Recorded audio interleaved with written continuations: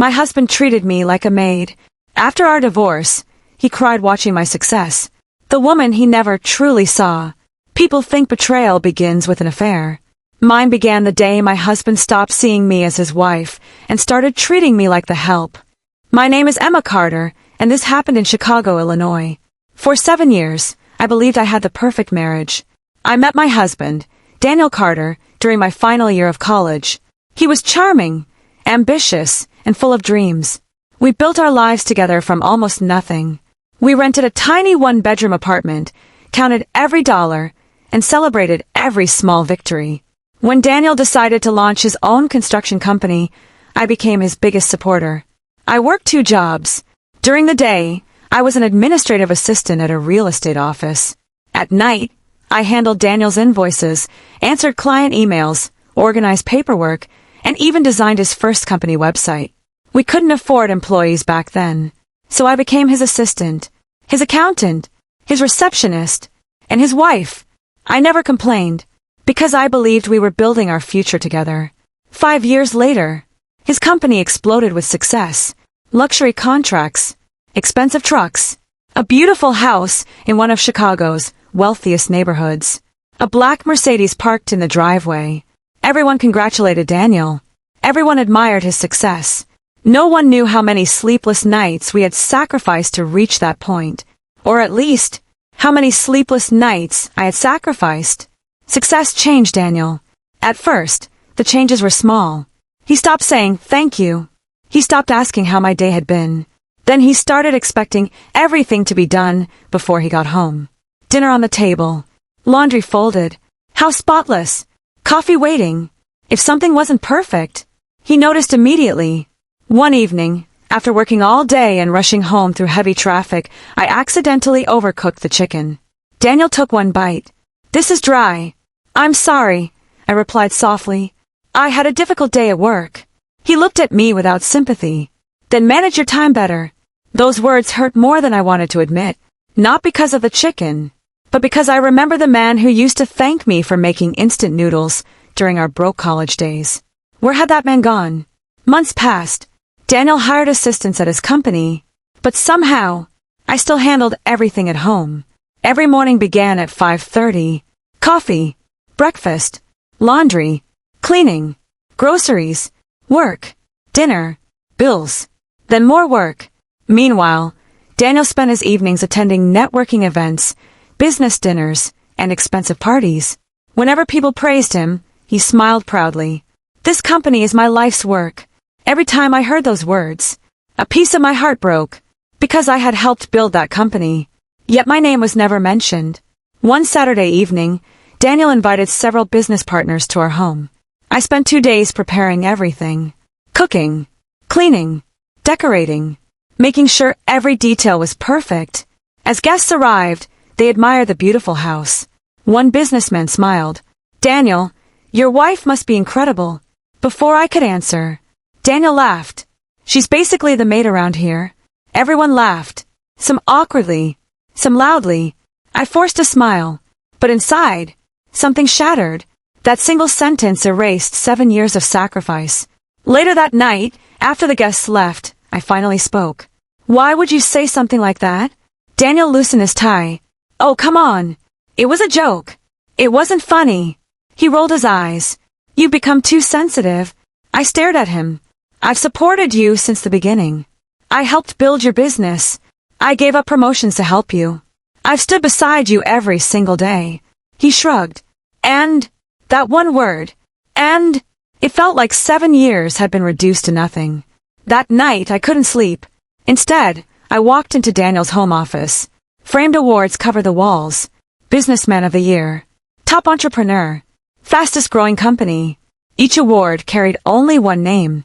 Daniel Carter. Not ours. His. I quietly opened an old storage box tucked beneath the bookshelf. Inside were our earliest business records. The first invoices. The handwritten budget plans. My notebooks. Receipts. Ideas. Even the original business proposal. Written mostly in my handwriting. I smiled sadly. The proof of my contribution had been sitting in that box all along. I gently closed it, not because I wanted revenge, but because for the first time, I realized something important. I had spent years helping someone else build his dream, while completely forgetting my own. I looked out the office window at the Chicago skyline glowing in the distance, and I made a promise to myself. If he truly believes I'm only a maid, then one day, I'll show him exactly who he underestimated, the secret I was never meant to find. The following Monday started like every other day.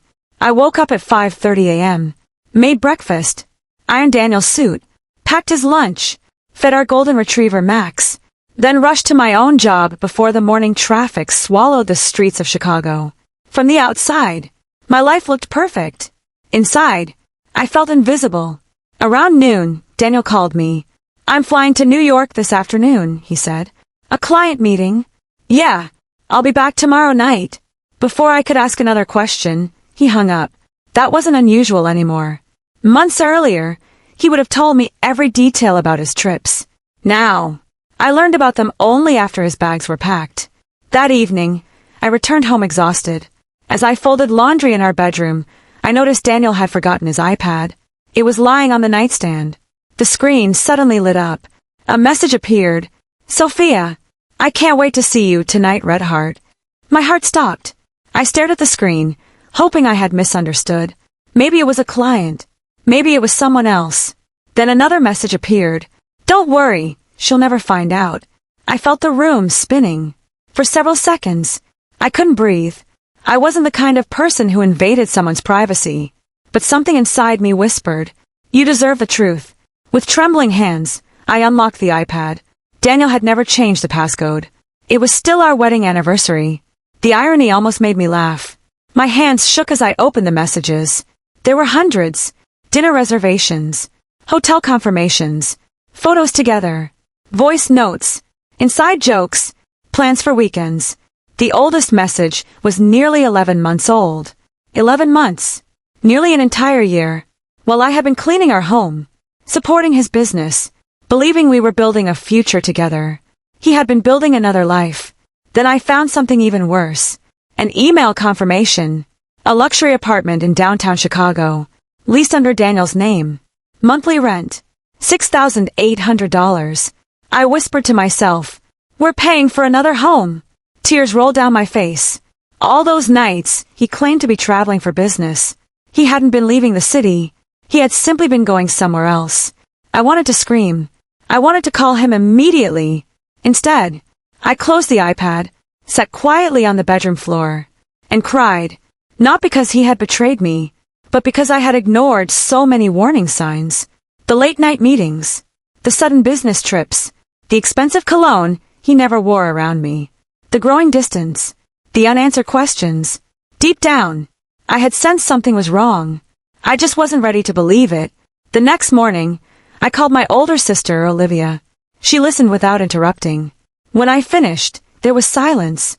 Then she asked one question. "Emma, what do you want to do?" I thought for a long time. Finally, I answered, "I'm done begging someone to love me." Olivia replied softly, "Then don't. Walk away with your dignity." That afternoon, I met Olivia for coffee. She reached across the table and held my hand. "You know what hurts him the most." Emma looked confused. "What?" "He thinks you'll never leave." Those words echoed in my mind. She was right. Daniel believed I would always stay, always forgive, always clean up the mess, always put him first. He had become so comfortable taking me for granted that he couldn't imagine life without me. That evening, I returned home before Daniel. Instead of crying, I opened the old storage box from his office. Every notebook, every business plan, every financial record I had helped create, every email I had written during the early years. For 7 years, I had helped build his empire. I carefully scanned every document and saved digital copies. Not to destroy him, not to steal anything, but to preserve the truth. Because if my marriage was ending, I refused to let my contribution disappear with it. At exactly 9:47 p.m., I heard the front door open. Daniel was home. He walked inside, carrying an expensive leather bag. He smiled casually. "Hey!" As if nothing had happened. As if our marriage wasn't already broken. I looked at him. For the first time, I didn't see the man I loved. I saw a stranger. And at that moment, I made the hardest decision of my life. I would stop fighting for someone who had stopped fighting for me long ago. The plan he never saw coming. For the next 2 weeks, I acted as if nothing had changed. I still woke up before sunrise, made Daniel's coffee, prepared breakfast, fed Max, went to work, came home, cooked dinner, cleaned the house. If anyone had looked at our marriage from the outside, they would have called it perfect. But inside, everything was different. I had stopped trying to save my marriage. I had started preparing for my future. Every night after Daniel fell asleep, I sat in my home office with my laptop. I organized years of financial records, bank statements, tax returns, property documents, business emails, the notebooks I had written during the early days of his company. As I read through them, I realized something I had forgotten. Many of Daniel's biggest business ideas had started as late-night conversations between the two of us. I had brainstormed marketing strategies, designed client proposals, built spreadsheets, created workflows. None of it made me the owner of his company, but it reminded me of something important. I wasn't incapable. I had simply spent years building someone else's dream instead of my own. One Friday afternoon, Olivia drove me to meet a divorce attorney. His office overlooked downtown Chicago.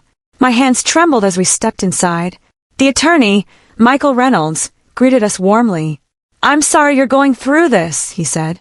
Then he listened. For nearly 2 hours, I explained everything. The marriage, the business, the long hours, the disrespect, the messages, the apartment, the documents I had preserved. When I finished, he leaned back in his chair. "Emma," he said calmly, "the first thing I want you to remember is this. You don't have to make decisions based on anger. You make them based on facts." Those words stayed with me. 4 weeks, I had imagined dramatic confrontations. Now I realized something. The strongest move wasn't shouting. It was staying calm. Michael explained how the legal process worked. He advised me not to hide money, destroy property, or seek revenge. Instead, he told me to document everything carefully and let the legal process handle the rest. Before leaving, he smiled. "You've spent years taking care of everyone else. It's time to take care of yourself." That weekend, something unexpected happened. Daniel hosted another dinner party. Executives, investors, local business leaders, the same people who admired him. I welcomed everyone with a smile, served dinner, refilled glasses, collected empty plates. One guest looked at me kindly. "Emma, Daniel says you don't work with the company anymore." Before I could answer, Daniel laughed. "She prefers staying home." I looked directly at him. For years, I would have stayed silent. This time I smiled politely. I actually work full-time. And in the early years, I also helped organize much of the administrative work that kept the business running. The room fell quiet. Several guests exchanged surprised looks. Daniel forced a smile. "She's being modest." I simply nodded and walked back toward the kitchen. For the first time, I had spoken the truth. Without anger, without drama, just the truth. Later that night, Daniel confronted me. "What was that supposed to mean?" "What?" "You embarrassed me." I looked at him calmly. I answered a question. He stepped closer. "You've changed." I held his gaze. "No." I finally stopped pretending. For several seconds, neither of us spoke. Then Daniel grabbed his keys and left the house. I watched his car disappear down the street. Strangely, I didn't cry. I felt relieved. The next morning, I opened my laptop and updated my resume for the first time in 7 years. As I listed my skills, I couldn't believe how much experience I actually had. Business operations, project coordination, client communication, marketing, accounting support, website management, leadership. I smiled. For years, I had introduced myself as just a wife. Now I finally saw myself for who I really was, a capable professional, a survivor, someone who had simply forgotten her own worth. I clicked save, then submitted my resume to 3 growing companies. It was one small click, but it felt like the first step toward a completely new life. What I didn't know was that one of those applications was about to change everything. And Daniel still believed I would never leave. He had no idea that the woman he called the Maid was quietly preparing to build a future without him. The door that changed my life. Monday morning felt different. For the first time in years, I woke up with a purpose that had nothing to do with Daniel. I still made breakfast, I still fed Max. But this time, I wasn't doing it to earn appreciation. I was simply closing one chapter of my life with dignity. As I left for work, my phone rang. The caller ID displayed an unknown number. Hello. Good morning. May I speak with Emma Carter? This is Emma. My name is Jennifer Williams from Harper and Brooks Real Estate Group. We received your resume and were very impressed. We'd like to invite you for an interview tomorrow morning. For a moment, I couldn't speak. It had been years since anyone had called because of my abilities. Not because I was Daniel's wife. Not because I helped someone else's company. Because of me. I'd be honored, I finally replied. That evening, I prepared for the interview. I reviewed old business plans, read through my notes, practiced answering questions in front of the mirror. As I spoke about leadership, organization, and problem solving, I realized something. I wasn't pretending. Those were skills I had used every day for years. I had simply never received credit for them. The next morning, I walked into Harper and Brooks' downtown Chicago office. The building overlooked Lake Michigan. Everything looked modern, bright, and professional. Jennifer greeted me with a warm smile. For nearly an hour, we talked about business operations, customer relations, budgeting, and project management. At the end of the interview, Jennifer leaned forward. Emma, I have one final question. Why are you leaving your current position? I paused. There were many answers I could have given. Instead, I simply said, I've spent years helping other people achieve their dreams. I think it's finally time to build my own. Jennifer smiled. That's the best answer I've heard all week. 3 days later, the phone rang again. Emma! Yes! We'd love to offer you the position of operations manager. My heart nearly stopped. The salary was almost double what I was earning. Health benefits, bonuses, leadership training, a clear path for promotion. I accepted immediately. For the first time in years, I felt genuinely excited about the future. That evening, I decided to tell Daniel. He walked into the kitchen while checking emails on his phone. I got a new job, I said. Without looking up, he answered. That's nice. I waited. Nothing. No congratulations. No questions. No smile. Just silence. A few seconds later, he looked up and asked, So what's for dinner? At that moment, any remaining doubt disappeared. This marriage wasn't broken because of one affair. It had been breaking for years. The affair had only revealed what was already there. The following week, something happened that changed everything. I was organizing documents in Daniel's home office when I found an envelope marked confidential. I wasn't searching through his private papers. The envelope had slipped behind a drawer while I was cleaning. Inside were financial statements, credit card bills, investment records, and something else. Daniel had been secretly using company money for expensive gifts, luxury vacations, and the downtown apartment where he met Sophia. I quietly placed everything back exactly as I had found it. I wasn't interested in revenge. I was interested in protecting myself. That evening, I made copies of the documents and shared them with my attorney. Michael looked through the papers carefully. Then he nodded. Emma, you did the right thing by bringing these to me. He carefully explained how some of the documents could become relevant during the legal process if needed, and reminded her to let the courts, not emotions, determine any legal outcome. A week later, Daniel finally noticed something. The laundry wasn't folded. Dinner wasn't waiting on the table. His dry cleaning hadn't been picked up. He looked irritated. Emma! I walked into the living room. Yes! You forgot my shirts. I looked at him calmly. No. I chose not to. He stared at me in disbelief. What? I've been your partner for 7 years. Not your employee. Silence filled the room. For the first time, Daniel had no sarcastic reply. No joke. No excuse. He simply looked at me, as though he were seeing me for the very first time. But it was already too late, because the woman who had spent years asking for love had finally learned to respect herself. And once a person discovers their own worth, they become impossible to control. The divorce papers. The following Monday began like any other. Daniel walked into the kitchen, expecting his usual breakfast. The coffee machine was already on. The house was clean, but something had changed. Emma was sitting at the dining table, dressed in a navy blue business suit instead of her usual work clothes.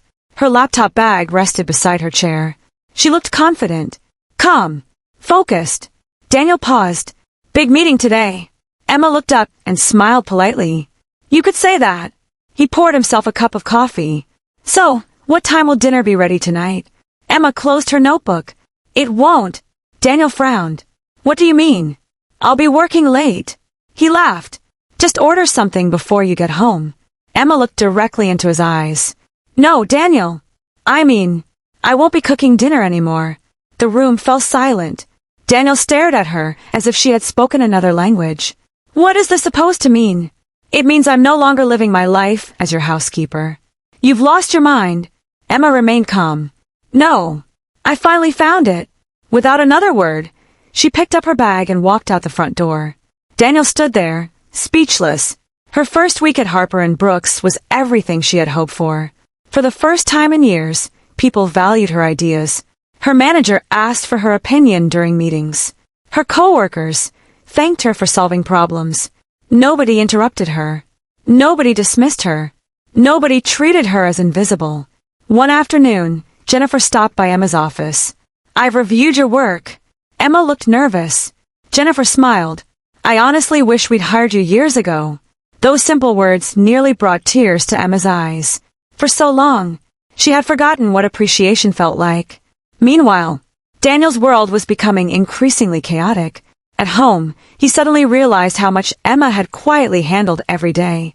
The refrigerator was nearly empty. His appointments weren't organized. Bills he had never paid himself suddenly needed attention. Even simple things, like finding clean shirts or remembering family birthdays, became problems. For years, he had assumed these things just happened. Now he understood. Someone had been making them happen. That Friday evening, Emma returned home carrying a large envelope. She found Daniel sitting in the living room. Without raising her voice, without anger, she placed the envelope on the coffee table. What is this? He asked. Open it. Daniel slowly unfolded the papers. His face turned pale. Petition for dissolution of marriage. He looked up in disbelief. You're divorcing me? Emma nodded quietly. Yes. He laughed nervously. This is ridiculous. We've had arguments before. This isn't about one argument. It's about years of disrespect. It's about betrayal. It's about a marriage that stopped being a partnership. Daniel shook his head. We can fix this. Emma's eyes filled with emotion. I spent years trying to fix it. You didn't even notice. For the first time, Daniel looked genuinely afraid. Emma, please don't do this. She smiled sadly. I begged for your attention. I begged for your respect. I begged for your love. You called me the maid. You laughed while everyone else laughed. You stopped seeing me long before I decided to leave. Silence filled the room. Daniel had no answer, because every word was true. A week later, the legal process officially began. Both sides exchanged financial information through their attorneys. Emma followed every instruction carefully. She stayed professional. She avoided arguments. She focused on rebuilding her life. Her attorney, Michael Reynolds, reminded her often, the strongest position is a calm one. Emma followed that advice every single day. One evening, Daniel drove past Harper & Brooks after finishing a meeting nearby. He happened to see Emma through the glass walls of the office. She was leading a presentation. Confident, smiling. Her coworkers were listening closely. When she finished speaking, the room applauded. Daniel remained frozen inside his car. He whispered to himself, when did she become this person? Then the painful truth hit him. She hadn't become someone new. She had always been this capable. He had simply never taken the time to notice. As Emma left the office that evening, she looked happier than she had in years. She wasn't happy because Daniel was suffering. She was happy because she had finally stopped living for someone else's approval. And Daniel, for the first time, began to understand what he had lost. The woman he could no longer reach. 3 months passed. The divorce process moved forward quietly. There were no screaming matches, no public drama, no revenge, just paperwork, legal meetings, and 2 people walking in different directions. For Emma, every day felt a little lighter. Her new job at Harper & Brooks had become more than just employment. It had become a new beginning. Jennifer trusted her with major projects. Clients specifically requested to work with her.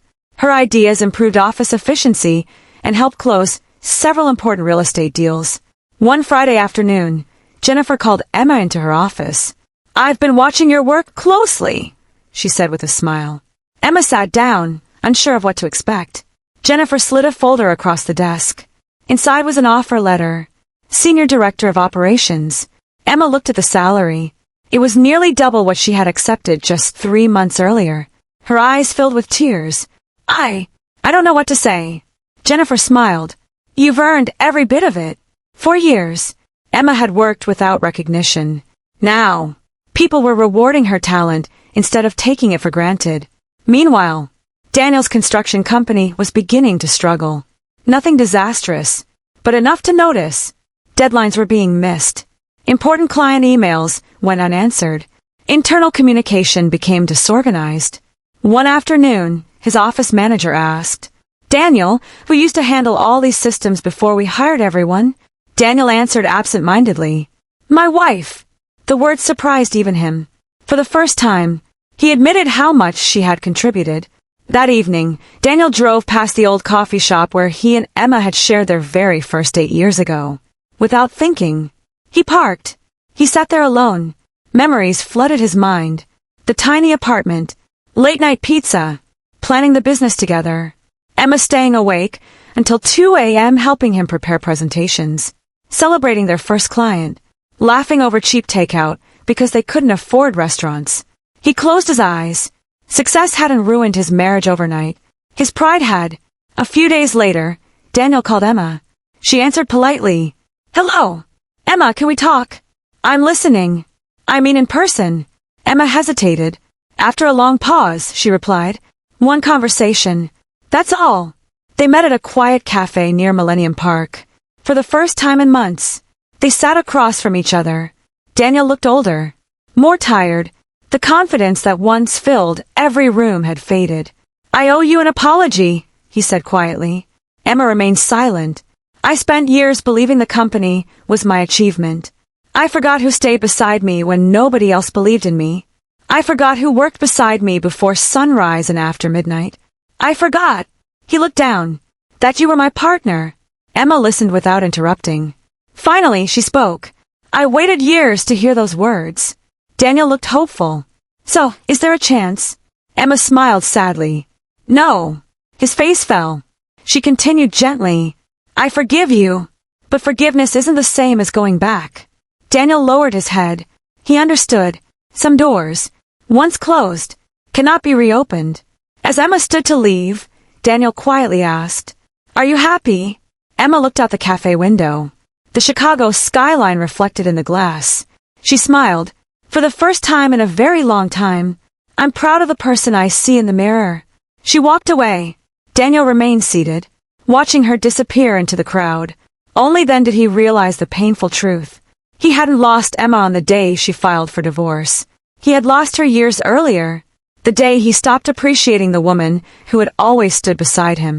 And now, she was building a life that no longer needed his approval. The success he never believed was possible. 6 months after Emma had filed for divorce, the papers were finally signed. There were no dramatic arguments, no courtroom shouting, no bitter goodbye, just 2 signatures, and the quiet end of a marriage that had slowly fallen apart long before the legal process began. As Emma walked out of the courthouse, she took a deep breath. For the first time in years, she felt completely free. She wasn't walking away from love. She was walking toward herself. Life moved forward faster than she had imagined. At Harper & Brooks, Emma's leadership transformed the operations department. She introduced new systems that reduced delays, improved communication, and helped the company save millions of dollars over the following year.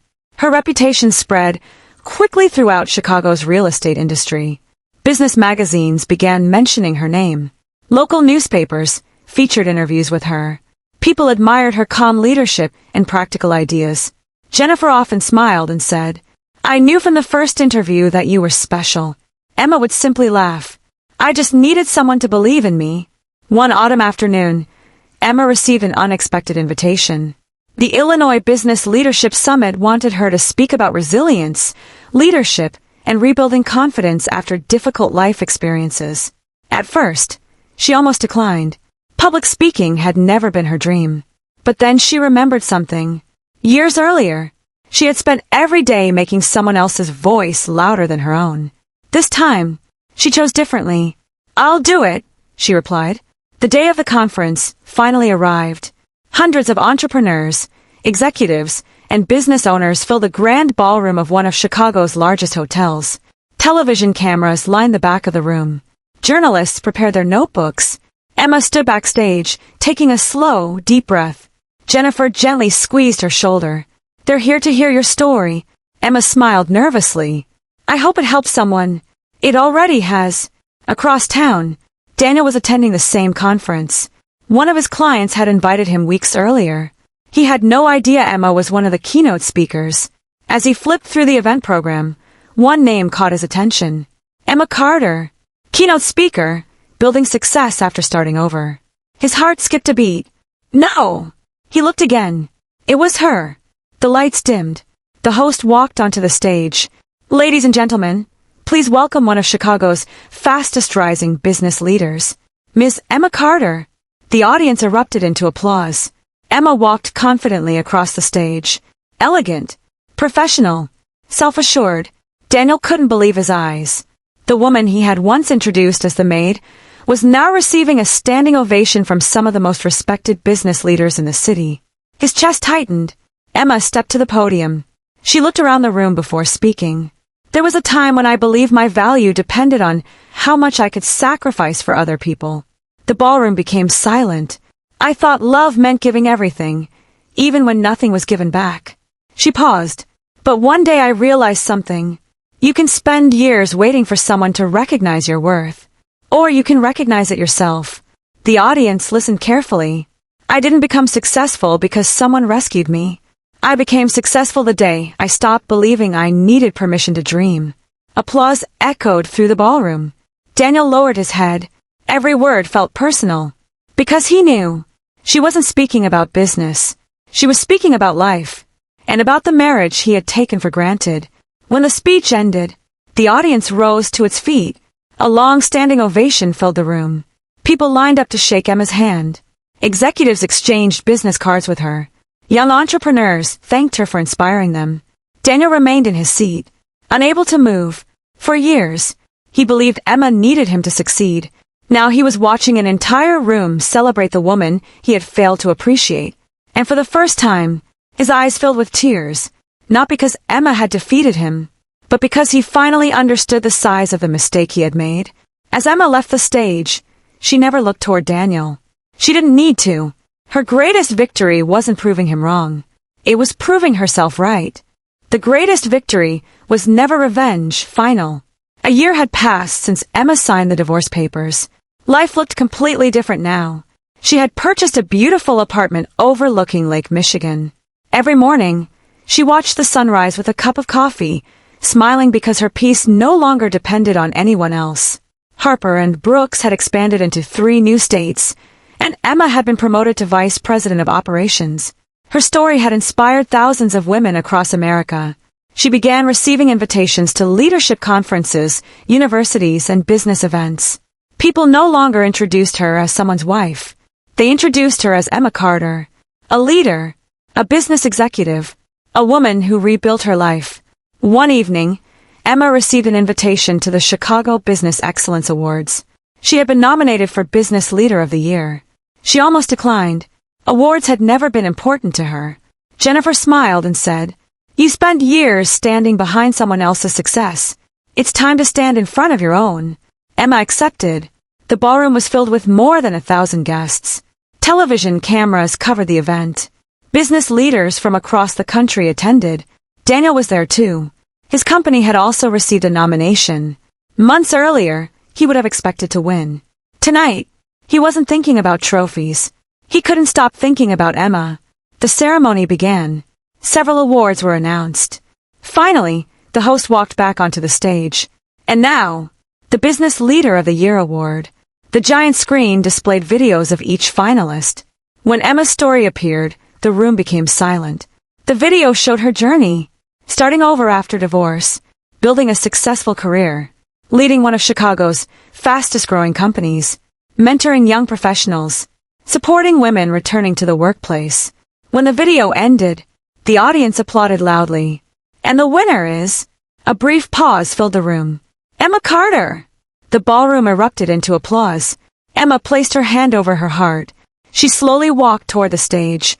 As she accepted the award, she looked across the audience. For a brief second, her eyes met Daniel's. He stood quietly among hundreds of people, clapping. His eyes were filled with tears, not tears of jealousy, not tears of anger, tears of regret. He remembered the day he had laughed and called her the maid. Now the entire city was standing to honor the woman he had failed to appreciate. Emma stepped to the microphone. The room became completely silent. She smiled. This award isn't about being perfect. It's about refusing to give up. There was a time when I believed my dreams had to come second. I believed that if I sacrificed enough, someone would eventually appreciate me. She paused. I was wrong.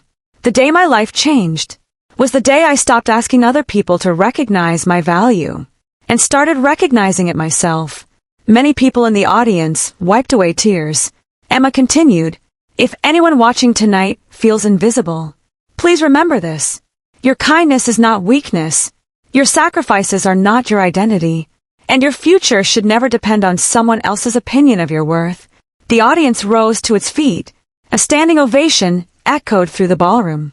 As the ceremony ended, people gathered around Emma to congratulate her.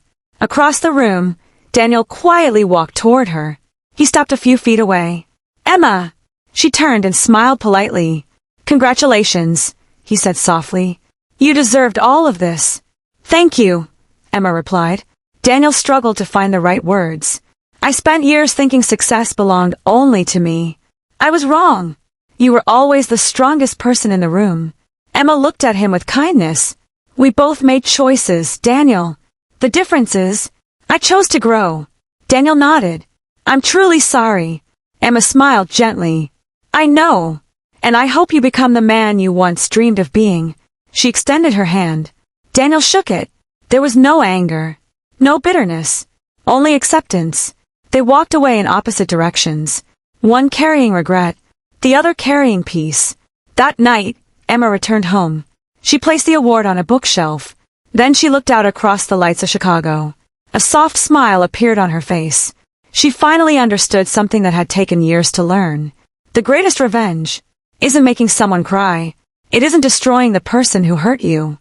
The greatest revenge is healing, growing, finding peace, and becoming so successful that your happiness no longer depends on the people who once underestimated you. She whispered to herself, I didn't lose my marriage. I found myself. The city lights shimmered outside her window. A new chapter had begun. Not as someone's wife, not as someone's shadow, but as the author of her own story. The end.